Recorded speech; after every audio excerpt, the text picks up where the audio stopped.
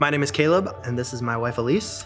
And we've been coming to High Point since January of 2021. A couple months before Limitless started, we kind of started tossing around, what if we started our own company? Ron, in one of his services, was like, maybe someone's out there thinking about starting a business, and how are they going to use that to benefit God's kingdom? And it was like, well, we both, elbow each other, and did you hear that? Yeah, did you hear that? I heard it. So shortly after we started the company, Limitless started. So we started the company in May, and we felt this call to continue to give, but we were giving out of our emergency fund. And me of little faith went to Caleb and was like, we can't do this. We can't give this money. It's not coming into it's not coming into our pockets. It's been there.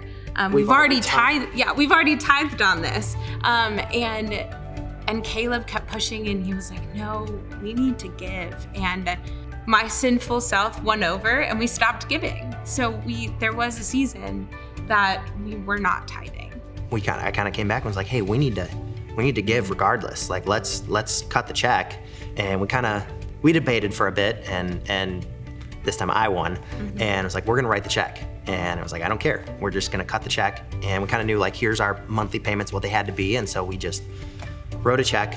And the next week I worked morning to evening all week. And it was the first time that had happened. And it was really cool of just trust me, cut the check, and see what happens. And we did. And for me, who had doubted, it was, again, this reminder of just who God is and how big he is, and that I'm not to stand on my own 2 feet. Having this reminder of it's not our money. It's never been our money. It was never our money. It will never be our money. But to be able to follow what God has called us to do and giving it back to him and giving him our first fruits. It's been really cool to see what God has done through this so far, and this is just the beginning. We never would have gotten here without him doing something in us first and changing our hearts and waiting for us to trust him and his endless patience with us. I've been working consistently and been able to pay the mortgage, and we've been able to catch up to our number that we put out, and that 15%. And the coolest part is at the end of the year, the way God brought the jobs in and the numbers, that 15% of my old income, it's exactly within like a couple dollars, 10% of our current, the income that we've made. And just to see that kind of reflected, and he called for 10%, and that's where he's already got us to.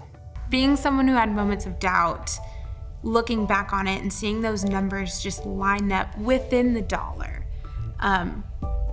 just solidified the fact that it was from the Lord, and has pushed me in this next season not to go in with doubting, but to go in with expectancy.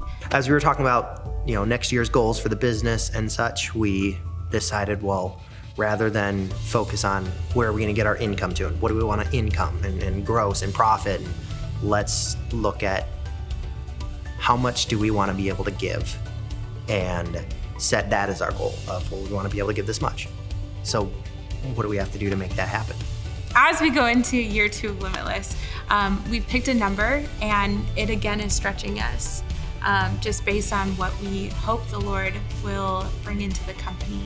And in order to fully trust him without any doubt, without any reservations, to stand here hands open, we've decided to write a check that breaks that number down into the 12 months. And whether that's the income that comes in or not, that's the number that will be on our check. And it has been so freeing to be able to do that. If there's anyone out there who is feeling a nudge to take a step in faith, I would say definitely go for it. It's really cool what God can do.